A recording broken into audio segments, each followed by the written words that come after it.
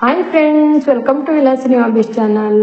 ಇವತ್ತಿನ ವಿಡಿಯೋದಲ್ಲಿ ಗರಿಗರಿಯಾದ ಈರುಳ್ಳಿ ದೋಸೆ ಮಾಡೋದು ಯಾವ ರೀತಿ ಅಂತ ಹೇಳ್ಕೊಡ್ತೀನಿ. ಓಕೆನಾ? ನೋಡಿ ದೋಸೆ ಹೇಗಾಗಿದೆ. ಗರಂ ಗುರುಂ ದೋಸೆಯನ್ನು ನಾವು ಮಾಡಿಕೊಂಡು ತಿನ್ಬೋದು. ಇದು ಬೆಲ್ಲದ ಜೊತೆನೂ ಕೂಡ ತುಂಬಾನೇ ಸಖತ್ತಾಗಿರುತ್ತೆ. ಚಿಕನ್ ಸಾಂಬಾರ್, ಪಲ್ಯ, ಚಟ್ನಿ ಯಾವುದಕ್ಕಾದ್ರೂ ಸೂಪರ್ ಆಗಿರುತ್ತೆ. ಇದನ್ನ ನಾವು ದಿಢೀರ್ ಅಂತ ಮಾಡ್ಬೋದು, ಅಂದ್ರೆ ಅವತ್ತಾವತ್ತೇ ರೆಡಿ ಮಾಡಿ ನಾವು ತಿನ್ಬಹುದು.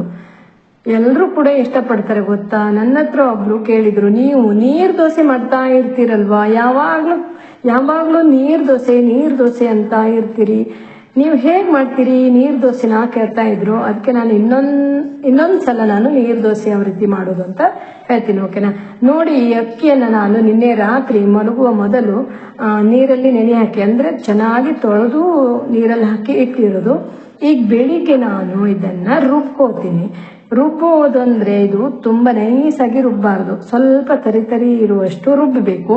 ನಂತರ ಏನೆಲ್ಲ ಹಾಕಿ ರುಬ್ಬಬೇಕು ಅನ್ನೋದನ್ನ ಹೇಳ್ತೀನಿ. ಓಕೆನಾ? ನಿಮ್ಗೆ ಎಷ್ಟು ಬೇಕೋ ಅಷ್ಟು ಅಕ್ಕಿಯನ್ನು ನೀವು ನೆನೆ ಹಾಕಿ. ನಾವು ಇವತ್ತು ಒಂದು 5-6 ಮಂದಿ ತಿನ್ನುವಷ್ಟು ಅಕ್ಕಿ ಹಾಕಿದ್ದೆ ನಾನು. ನೋಡಿ, ಈಗ ಮಿಕ್ಸಿಲಿ ಹಾಕಿ ರುಬ್ತೇನೆ. ಇದು ಸ್ವಲ್ಪ ತರಿ ಇರಬೇಕು, ತುಂಬ ನೈಸ್ ಆಗಬಾರ್ದು. ತುಂಬಾನೇ ಸಖತ್ತಾಗಿರುತ್ತೆ ಗೊತ್ತಾ. ಈ ಇದು ಈರುಳ್ಳಿ ದೋಸೆ ತುಂಬಾನೇ ಟೇಸ್ಟಿಯಾಗೂ ಇರುತ್ತೆ, ಸಖತ್ತಾಗಿರುತ್ತೆ. ನೀವು ಒಮ್ಮೆ ಟ್ರೈ ಮಾಡಿ. ನಿಮ್ಮ ಮನೇಲೂ ಕೂಡ ನಿಮ್ಮ ಮಕ್ಕಳು ಇಷ್ಟಪಡ್ತಾರಲ್ವಾ, ಅದೆಲ್ಲರೂ ಕೂಡ ಇಷ್ಟಪಡ್ತಾರೆ. ನೋಡಿ, ಆಯ್ತು. ಈಗ ಇದಕ್ಕೆ ನಾನೀಗ ಒಂದು ಈರುಳ್ಳಿ ಸಾಕಾಗತ್ತೆ. ಇಷ್ಟು ಹಿಟ್ಟಿಗೆ ಒಂದು ಈರುಳ್ಳಿ, ಹಾಗೆ ಒಂದಿಷ್ಟು ಕಾಯಿ ತುರಿ, ಇವೆರಡನ್ನ ಹಾಕಿ ಮತ್ತೊಮ್ಮೆ ರುಬ್ಬಬೇಕು. ನೋಡಿ, ಇದು ತರಿ ಆಗಿರೋದು. ಇದಕ್ಕೆ ನಾನು ಈರುಳ್ಳಿ ಮತ್ತು ಕಾಯಿ ತುರಿಯನ್ನ ಹಾಕ್ತೇನೆ. ಇದು ಚಿಕನ್ ಸಾರಿಗೂ ಸಖತ್ತಾಗಿರುತ್ತೆ. ಬೆಳಿಗ್ಗೆ ತುಂಬಾನೇ ಚೆನ್ನಾಗಿರುತ್ತೆ, ಬೇಗ ಮಾಡ್ಕೋಬಹುದು.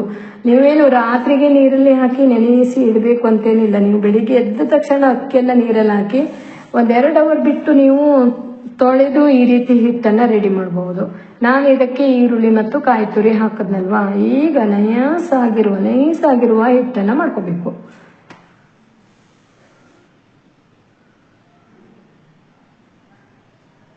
ನೋಡಿ, ಹಿಟ್ಟು ರೆಡಿ ಆಯಿತು. ಈಗ ಸ್ವಲ್ಪ ಉಪ್ಪು ಹಾಕಿ ತಿರುಗಿಸ್ಬೇಕು. ನಿಮ್ಗೆ ಎಷ್ಟು ಅಂದ್ರೆ ತುಂಬ ನೀರಾಗಬಾರ್ದು, ತುಂಬ ದಪ್ಪನೂ ಇರಬಾರ್ದು. ದೋಸೆ ಮಾಡುವಷ್ಟು ಇರಬೇಕು. ಅಂದ್ರೆ ನೀವು ಈಗ ಉದ್ದಿನ ದೋಸೆ ಎಲ್ಲ ಮಾಡ್ತಿರಲ್ವ, ಅಷ್ಟೆಲ್ಲ ದಪ್ಪ ಇರಬಾರ್ದು. ನೀರು ದೋಸೆಗೆ ಯಾವ ರೀತಿ ಇಟ್ಕೋತೀರಿ ಅಷ್ಟು ಇಡಬೇಕು. ನೋಡಿ, ಈಗ ದೋಸೆ ಹೇಳ್ತಾ ಇದೆ. ಈಗ ಚೆನ್ನಾಗಿದೆ ದೋಸೆ, ಸಖತ್ತಾಗಿರುತ್ತೆ. ಬೆಲ್ಲಕ್ಕಂತೂ ಇದು ಸಖತ್ ಅಂತ ಹೇಳ್ಬೋದು. ಮತ್ತೆ ಚಿಕನ್ ಸಾಂಬಾರಿಗೂ ತುಂಬಾನೇ ಸಖತ್ತಾಗಿರುತ್ತೆ. ರೆಡಿ ಆಗ್ತಾ ಇದೆ. ನೋಡಿ, ಹಿಟ್ಟು ಕೂಡ ಇದೇ ರೀತಿ ಮಾಡ್ಕೋಬೇಕು. ತುಂಬಾ ದಪ್ಪ ಆದ್ರೆ ಅದು ಒಂದ್ ರೀತಿ ರೊಟ್ಟಿ ಆಗ್ಬಿಡತ್ತೆ, ದೋಸೆ ಆಗಲ್ಲ. ಸ್ವಲ್ಪ ತೆಳ್ಳಗೂ ಇಟ್ಕೋಬಾರ್ದು, ಏಳಿಸ್ಲಿಕ್ಕೆ ಬರಲ್ಲ. ಸರಿಯಾದ ಹಿಟ್ಟು ಅಂದ್ರೆ ನಾನು ತೋರಿಸ್ತೀನಿ ನೋಡಿ, ಆ ರೀತಿಲಿ ಇಟ್ಕೋಬೇಕು. ಉಪ್ಪು ಕೂಡ ತುಂಬಾ ಜಾಸ್ತಿ ಹಾಕಬಾರ್ದು, ಎಷ್ಟು ಬೇಕೋ ಅಷ್ಟು ನೋಡಿ ಹಾಕೋಬೇಕು ಉಪ್ಪನ್ನ. ದಿಢೀರ್ ಅಂತ ಮಾಡ್ಬೋದು. ಇದನ್ನ ನೀವು ಮತ್ತೆ ಇನ್ನೊಂದು 2 ಅವರ್ 3 ಅವರ್ ಬಿಟ್ಟು ದೋಸೆ ಮಾಡ್ಲಿಕ್ಕೆ ಹೋದ್ರೆ ಸ್ವಲ್ಪ ಚೇಂಜ್ ಆಗ್ಬಿಡತ್ತೆ ದೋಸೆ. ಅಂದ್ರೆ ಹುಳಿ ಆಗ್ಬಾರ್ದು ಹಿಟ್ಟು. ನೋಡಿ, ಇಷ್ಟು ಇರ್ಬೇಕು. ನಾನು ಮಾಡ್ತೀನಲ್ವಾ, ನೋಡಿ, ಒಂದು ಸೌಂಟಲ್ಲಿ ಈ ರೀತಿ ರೌಂಡ್ ಆಗಿ ಬಂದ್ಬಿಡತ್ತೆ. ಅಂದ್ರೆ ತುಂಬಾ ನೀರು ಇರಬಾರ್ದು, ದಪ್ಪನೂ ಇರಬಾರ್ದು. ಈ ರೀತಿ ಮಾಡಿ ದೋಸೆ, ನಿಮ್ಗೆ ಗೊತ್ತಲ್ವಾ ದೋಸೆ ಮಾಡೋದು ಎಲ್ರಿಗೂ ಗೊತ್ತು ಬಿಡಿ. ಆದ್ರೆ ಹಿಟ್ಟು ರೆಡಿ ಮಾಡೋದು ಕೆಲವರಿಗೆ ಗೊತ್ತಾಗಲ್ಲ, ಯಾವ ರೀತಿ ಮಾಡ್ಬೇಕು ಅನ್ನೋದು. ನೋಡಿ, ಈಗ ದೋಸೆ ರೆಡಿ ಆಯ್ತಾ, ಬಂತು. ಇದೇ ರೀತಿ ಮಾಡಿದ್ರೆ ಆಯ್ತು, ತುಂಬಾ ಈಸಿ ಇದೆ. ನಾನು ಬೆಳಿಗ್ಗೆನೆ ದೋಸೆ ಮಾಡ್ತಾ ಇದ್ದೀನಲ್ವಾ, ಒಂದು ವಿಡಿಯೋ ಮಾಡ್ಕೊಂಡೆ. ಒಂದಿನ ತೋರಿಸ್ಬೇಕು ಈರುಳ್ಳಿ ದೋಸೆ ಹೇಗೆ ಮಾಡೋದು ಅಂತ. ನಿಮ್ಗೆ ತೋರಿಸಿದ್ನಲ್ವಾ, ನೀವು ಒಮ್ಮೆ ಟ್ರೈ ಮಾಡಿ. ಓಕೆನಾ? ಈ ವಿಡಿಯೋ ನಿಮ್ಗೆ ಇಷ್ಟ ಆಗಿದೆ ಅನ್ಕೊಂಡಿದ್ದೀನಿ. ಇಷ್ಟ ಆದ್ರೆ ಒಂದು ಲೈಕ್ ಮಾಡಿ, ಶೇರ್ ಮಾಡಿ, ಕಮೆಂಟ್ ಮಾಡಿ.